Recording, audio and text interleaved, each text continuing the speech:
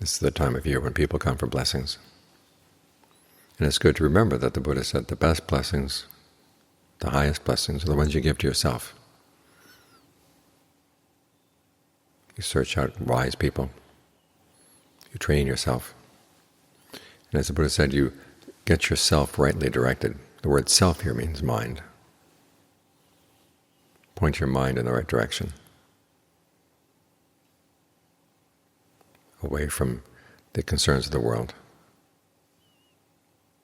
material gain, status, praise, sensual pleasures, and towards something that's higher, something that's more valuable, more reliable, something that provides a deeper happiness for the mind. That's what we do when we meditate. We're directing our minds in that direction. And as you go through the day, it's good to remember that that's the direction you want to go in. As for issues that come up in the course of the day, to what extent do they help in that direction, and to what extent do they go otherwise? That's a good question to ask, and keep on asking. Because events present themselves all the time. Choices present themselves all the time. And you want to make the right choices. You don't want your boat to go off in another direction. You've been going in a good direction so far. You don't want it suddenly to turn around.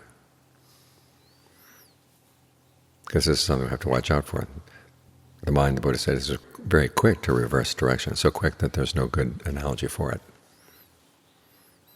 So you have to be mindful and alert. Mindful to remember what the right direction is, and alert to make sure that the mind really is going there.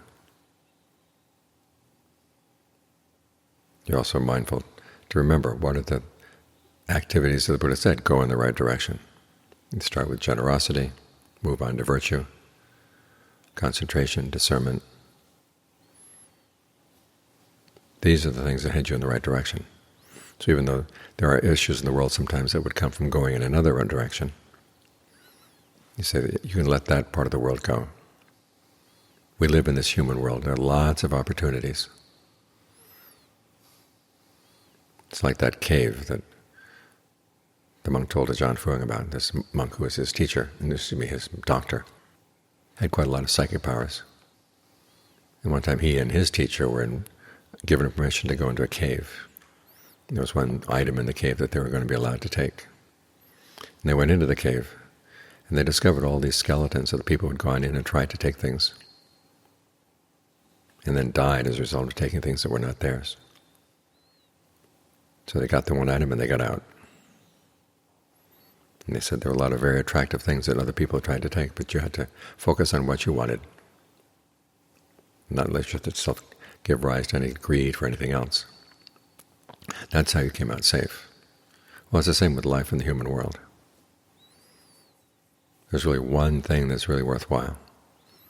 That's the end of suffering. Everything else, if you hold on to it, is going to kill you. If it doesn't kill you physically, it's going to kill your virtue. Then you're really in bad shape. So remember, there's a right direction and lots of wrong directions in the world. And there are lots of things that will tempt you to go off in the wrong directions. Not only material goods outside, but a lot of the voices in your own mind that bought into a lot of the games that the world plays. You just say, no, I'm just going to let that game go. If someone else wants to win the game, they can win it, but it's not a game for me. That's how you get yourself in the right direction and stay in the right direction, and keep the mind from reversing course.